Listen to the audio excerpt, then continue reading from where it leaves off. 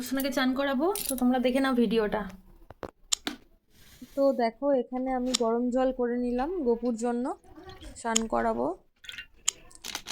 তো যা ঠান্ডা পড়েছে, একটু গরম জল না করলে বাচ্চা ছেলেকে কি করে ঠান্ডা জলে স্নান করাই বলো।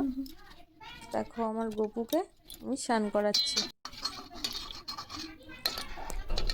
বন্ধুরা, তোমরা কিভাবে গপুকে স্নান করাও বাড়িতে আমাকে কমেন্ট করে জানাবে। আর ভিডিওটা যদি ভালো লেগে থাকে তাহলে একটা লাইক করে দিও। সঙ্গে থেকো, পাশে থেকো। রাধে রাধে, হরে কৃষ্ণ।